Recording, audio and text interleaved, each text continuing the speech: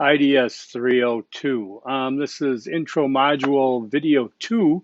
It is Wednesday, October 14th, 126. A little irritated, trying to get a title for my Toyota so I can give it to my kid. And I've been on hold with the Arizona Motor Vehicle Department for 27 minutes. And I just said, you know what, heck with this. Because I couldn't get my site activated. So I said, I'm going to do my course video. So, it's one of these movements where you hit the end call, and just as you hit it, you hear the person come on. So I got to do it all over again. Anyway, so I thought I'd do this. Okay, I only wanted to waste a minute. All right, a lot to cover here, more than I thought originally. The exposure on this looks kind of weird, but it's better than being dark, I suppose. Okay, so let's, I like to talk about knowledge when I start these videos, and many times I usually find something or spot something during the week that intrigues me, and I feel that it would benefit you in terms of your competency of being a better consumer of knowledge. By the way, I always yawn in my videos, or I accidentally belch and I got to start over again. Yawn's okay. So anyways, let me show you this one I saw. I'm going to include these links, by the way, in the email announcement. This one, Lisa Dahl, she is a entrepreneur, basically. You can just kind of see it though. Lisa Dahl, I'm going to send you the link. She runs restaurants out of Phoenix and Sedona, and she's very recognized, and she's achieved a lot. And there's something about this article, 5 things you need to be a highly effective leader during turbulent times. Many of you are in leadership positions or hope to hold them. I find this article to be, it's a feature article. It's not really a scholarly academic article, but there are interesting things in here in terms of, that real life that we run into. So I'm going to share that with you. The other one I saw had to do with research. Okay, what you're going to be doing or being introduced to is research. All right, we're going to be doing research at a very crawling stage. I'm not going to use the word infantile. Well, I just did. But it's a crawling stage research, okay? So just like anything else, when you learn how to drive a car, I think I used that one already, but I'll do it in a different way. It wasn't like, okay, let's start you off. I want you to get in the car for the first time, turn it on, and get on I-10 freeway here in Phoenix, which is like the German Autobahn, no speed limit. Would you do that on your first time? No, no, no. You would learn about the dashboard and its shifting, and then you'd, learn about pulling out. My neck is stiff. Getting out. You learn the basics. Well, this research is the same way. You're not going on the freeway, okay? But you are going to be doing research. Research that is a huge step above research from high school or, compiling information. Much higher level research than what we do every day to research like a trip or a new car, which is, like I said, it's okay to use it, but it's not like this, all right? So research studies, we're going to be talking a lot about official studies, peer-reviewed studies. That is usually found in journals, the medical journals and the engineering journals and the different associations, as well as academic organizations that do peer-reviewed research. So, you would propose to do a research project, okay, to a body, a committee that has some money to fund you. You need funds to do this research. So you write up a proposal. Now, one of my old classes did proposals. I'm skipping that because your proposal is actually with me, and we're going to work on that. But you do a proposal for the committee, and you tell them what you're going to be planning on doing, why you're doing it, how it adds to the research, the knowledge previous. And then if they approve you, you move forward, you do the research, and then you submit it again to the journal or whatever to get published, right? You've heard that. Is he published or you published? Published research. That means a committee of peers in that field have looked at that research And from everything they've seen, they've checked the boxes off and they say, yeah, we can publish this. This looks legit. It looks as good as it represents, right? On the other hand, there's other things that are called research that you might find on, God, dare I say it, Facebook or anywhere else that you might see certain things called research. And this is one of them. Saw this morning. It's actually off the New York Times. I'm going to yawn again. I'm sorry. Okay. You see that? It says another unfounded study on origins of virus spreads online like a virus. It goes viral. Okay. And what the key in is this is that a study, anybody can do a study. I can do a study. I'm going to take a nap and that's a study on naps. A study posted online but not published, I'm reading this, in a peer-reviewed scientific journal contending that the virus is artificial and an unrestricted bioweapon released by Chinese researchers. Okay, so to be a better consumer of knowledge means to be discerning. It means to be thinking to the next level. Okay, even if it's a tweet from some people I'll see and I'll do a double take. Wait, what? But then I'm like, what's your source? Usually I don't ask that unless I can dig for my own source, want to see it. If there's not a source, I don't believe it. I mean, anybody can say anything. You know that. You've grown up with it. We didn't have this back in my day in the previous century.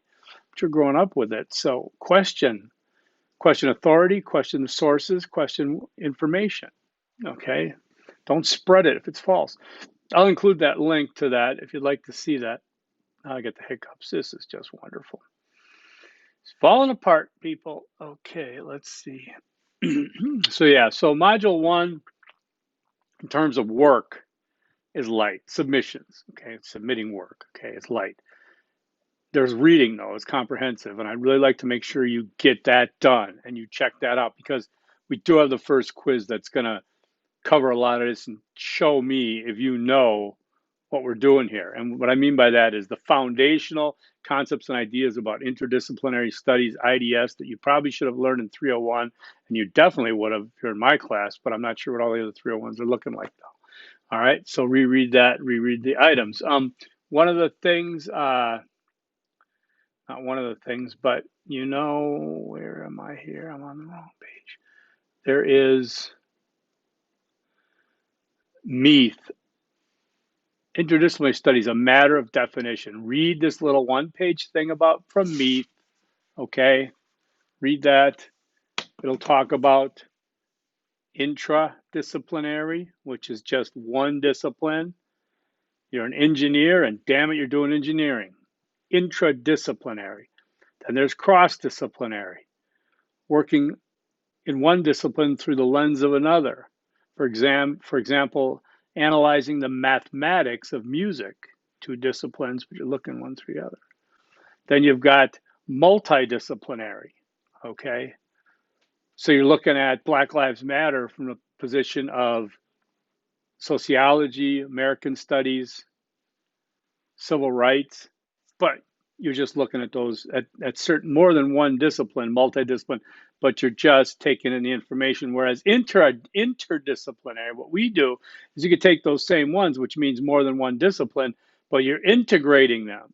So before the information, gets presented, submitted, what have you, it's integrated together. It's not three separate things. Okay? So it's an important distinction to make. And here Meath talks about that. In terms of visualizing some of that, the disciplinary pyramid is here and it's linked in your learning materials. You will find a single discipline, intradisciplinary at the bottom, cross-disciplinary, multidisciplinary, interdisciplinary, transdisciplinary. Okay, and then finally there is the approaches themselves. Look at that, okay? So from this side, discipline, you've got, I think that stands for problem, discipline, problem. That's it, one to one. Cross-disciplinary, look at it, one discipline through another to the problem. Multidisciplinary, more than one discipline. Look at the problem here. Intra, you see how they come together. Interdisciplinary. I'm sorry, I keep saying interdisciplinary. Transdisciplinary basically revolves around the problem, includes not only disciplines, but any other stakeholders. So, for example, domestic terrorism, to look at that through a transdisciplinary look, you would not only have the disciplines involved, but you would include stakeholders like Chamber of Commerce, business people, uh, landowners, what have you, families of victims, okay, law enforcement officers. I want to make a clear distinction in case you haven't heard me say this before or you didn't hear another class. We're doing interdisciplinary studies, emphasis on disciplinary, emphasis on the root word of disciplines. Okay, disciplines, math, science, biology, environmentalism, sustainability, law, medicine, engineering, you name it, right? You're going to see a list later about, no, you list, that was my 301 or 302, I can't remember. There's a list of about 100 disciplines. There's many, many disciplines. Disciplines are individual silos of knowledge, boxes of knowledge that are studied. They have their own concepts, their own theories, their own methodologies. Okay. I want you to capitalize disciplines in this class. If you were my 301, hopefully you got into that habit. Reason I want you to do that is because I want you to give them the pronoun respect, not pronoun, the proper noun respect they deserve. Okay, when you leave here, go ahead and lowercase them all you want. But so, for example, if I'm talking about that business up the street, that's a small lowercase b. If I'm talking about the concept of, business, marketing, I don't know, business, whatever, leadership, business is capitalized, right? Remember that, okay? What else can I get in here before we get to number one? Oh, yeah, Easter egg number one. Look at that. Capitalize the disciplines. Okay. All right. Formatting. We're going to get into that more as papers come due starting in module one. In the meantime, just know that I don't want cover pages on anything until the last paper. No cover pages. Don't want abstracts. I never want to see an abstract. Okay. Unless I'm looking at, what's his name? The abstract painter, one of them. I do want paragraph indents. I don't want big line gaps. Okay. All right, I'll get into it. Times New Roman, 12-point font. Okay, APA in-text formatting. That means author's last name, comma, year, page number, whatever you got, and then punctuation. We'll get into it. You can handle it. I didn't learn how to do it till I was in my 50s. Trust me, you can do this. I could do it. You could do it. All right, so we'll get there. Let me know if you have any questions. I'll talk more about that. Also, no colorful fonts, no highlighting. Okay, no charts and graphs till the very end. You'll get this. We'll talk more about it as we move along. Just want to recognize that for now. I won't ding you for the only thing in discussion boards I like to see. I really like to see it. I want to see it, and doggone it, it's a requirement. Do not give me one big long paragraph. You try to read that stuff. That's just like, you know what that is? That's like, type it away. Here you go. You do something with it. No, show some empathy for your readers. Okay, show some mutual respect. I'm not going to throw a bunch of just a big page thing you look at and you're going, oh my God, I got to read this maybe tomorrow. All right. So instead of well, AZDOT, they replied to my Twitter again. I've been going at it. So to discussion board, instead of indenting, you can do indenting. It might be more of a pain. You can use a line gap there instead of for paragraphs. But I do not want to see everything in one paragraph because typically any discussion board is not at one paragraph for the writing, right? Okay. So, oh, by the way, the Easter eggs are coming in good. All you have to do is just put Easter egg number one, number two, number three. You don't have to number them. You can just put them down. All right. If you want to write any extraneous material, you're welcome to do it. Just please try not to put the Easter eggs like in the, a line of them, because then I got to just look at them. I mean, so I can see them and you can write. Those of you that mentioned football teams other than the Packers, you can just sit this out. You've already failed the course. It's fine. So, all right, let's see. I'm just laughing at my own jokes. Terrible. So anyways, some people said, hey, I like your style. I'm going to get in this class. I'm glad it resonates with you. I'm glad finally somebody believes 37 jobs gives you hope. Okay, so because it was tough, let me tell you. But I always try to do what I love. I only got fired once. And that was the job that I was most innovative at. Okay, so either way. one important thing I want to talk about these papers, unless it's a specific case of I'm asking you to talk about yourself, which might be in the discussion boards, but it's never going to happen in the papers, except for the pick your topic one. But it'll never happen in step 1, 2, 3, 4, 5. You don't get to appear. No I, me, my. You don't get to appear. This is not about you. Okay, I hate to bring you down on that, but the reason for researching domestic terrorism is because I've always wanted to know something about that. Blah, blah, blah. Okay, let me put it this way. You remember a history book in high school or whatever? You'll read your history book. I'm going to read Tanner. I think he gets himself in there too much, but history book. It says, okay, chapter 7 on the Civil War.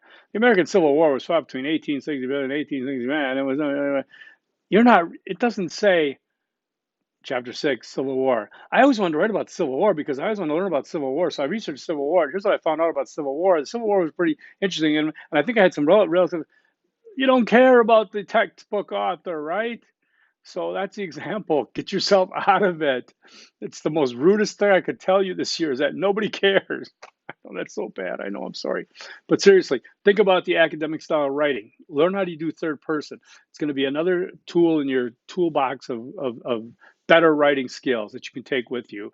And when you move out of texts and emails, you can do such a thing. Do you still do emails? I guess you do it to me. Okay. So Easter egg number 2, hey, is no I, me, my. All right, you got that. All right, so for the readings, I'm at 16 minutes already. For the readings, I was going to go over it in detail, but you can do the readings. Okay, I do these videos out of the love and kindness in my heart. No, I don't. I do them because I like to engage my students this way. Okay, it's better than typing all this out. So assuming I wouldn't, you still have to read it anyways. You still have to, find your own places to highlight everything and do what you need to do. And then you're going to have a quiz on it, okay, coming up next module. I'm not going to go through them in depth here because I'm just going to basically repeat things. And you got this. Trust me, you got it. Okay, for the pick one assignment that's due, I decided I wanted to expose you to a number of links, papers, things like that I feel are very informative. However, I didn't need you to write about all of them, but I'd like to be sure that you got it. So I'd like you to check them all out, follow directions. Hey, I just hit 10,000 steps by moving my arm. So that you're look at these things. They're important parts of IDS, I think, and I think it gives it to you in a very efficient manner, okay? And you can write about one that resonates with you. They're unrelated almost, okay? But I think it's pretty cool. I've invented that assignment. Yeah, I'm pretty proud of myself. But okay, so let's get to choose your topic. I moved it. I promised you I wasn't going to move something. Look at that. I just broke it right there. Well, I did not change the due date. Okay, it's still next week, 21st, I think. So I just moved it to module 1 because a lot of you are going to be sitting there twiddling your thumbs. I got nothing to do. Yeah, nobody says that, I know. But it's good to start thinking about that because I'm going to slam you with step 1 next week anyways, next module. So you might as well start thinking about your topic, right? Your research topic. Now, this is important. I've offered a list of suggestions. You'll notice they're fairly broad, okay? Because I wanted to, start broad because I don't want you to have to stress over, what am I going to say? The gender characteristics and conflicts within the Black Lives Matter movement as demonstrated in coastal cities. I mean, you can't go there yet, right? You're still crawling research. So let's just take a chunky topic. Whatever resonates with you. If something doesn't, let me know. Okay, I might ask you to call me so we can discuss because, again, I don't like typing everything out.